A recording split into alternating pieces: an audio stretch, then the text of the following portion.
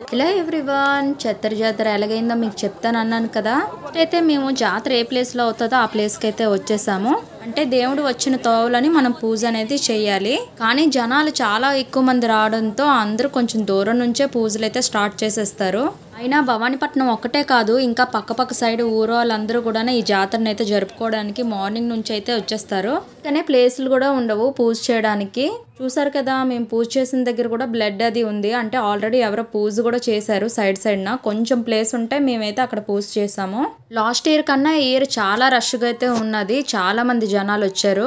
అమ్మవారికి అయితే మేము ఎవ్రీ ఇయర్ చీర అలాగే కోడిని అయితే మొక్కుకుంటాము. మనకి రక్షణగా ఉండే గ్రామ దేవతల పండుగలు మాత్రం మనం ఎల్లప్పుడూ బాగా పాటిస్తూ ఉండాలి. ఎందుకంటే అమ్మవారే కదా మనకి ఎల్లప్పుడూ చల్లగా చూసేది. అందులోనూ మనం ఏ కోరికలు కోరుకున్నా సరే ఆ తల్లి నెరవేరుస్తుంది. అందుకనే ఎక్కడెక్కడి నుంచో మొక్కును చెల్లించుకోవడానికి చాలా మంది జనాలు అయితే వస్తున్నారు. అయితే ఫస్ట్ పూజ అనేది ఇప్పుడైతే ప్రెసెంట్ అమ్మవారి గుడి ఎక్కడున్నదో మాణికేశ్వర అమ్మవారి కోవిల అక్కడైతే పూజ చేస్తారు నైట్.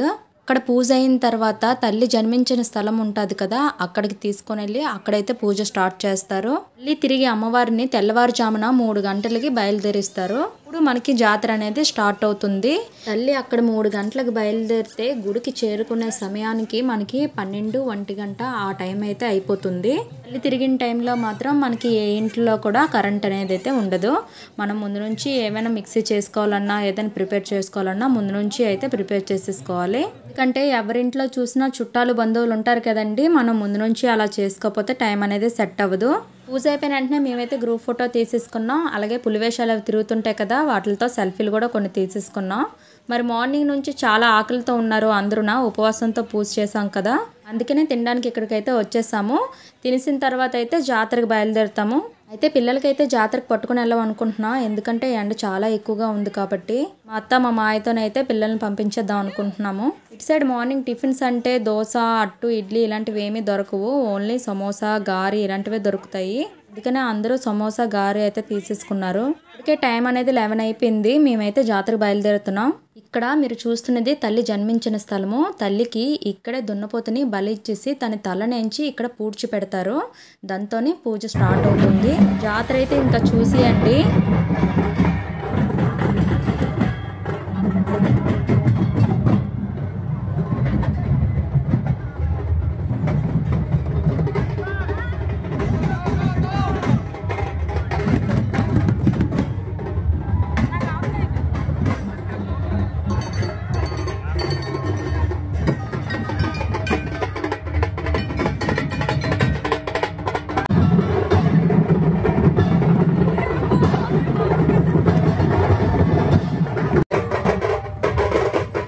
డ్రమ్స్ వాయిస్తున్న వాళ్ళందరికీ ఒక్కొక్క గ్రూప్కి ఒక్కొక్క నేమ్ అనేది ఉంటుంది. అలాగే వెరైటీ కాస్ట్యూమ్స్ కూడా ఉంటాయి.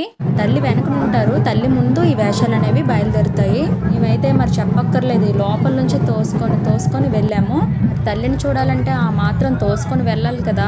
అయితే మేము జాతరలో ఇంకా వెళ్తున్నాము, దేవుడు వచ్చేసారు అని అన్నారు. ఎక్కడొచ్చారో కూడా మాకు కనిపించలేదు. అప్పుడు ఎగిరిసి చూస్తే దేవుడి దర్శనం అనేది కలిగింది. దేవుడిని ఇంత దగ్గరగా చూడడం వల్ల చాలా హ్యాపీ అయితే అనిపించింది. మీకు కూడా వీడియో నచ్చితే లైక్ చేయండి, షేర్ చేయండి అండ్ సబ్స్క్రైబ్ చేయండి.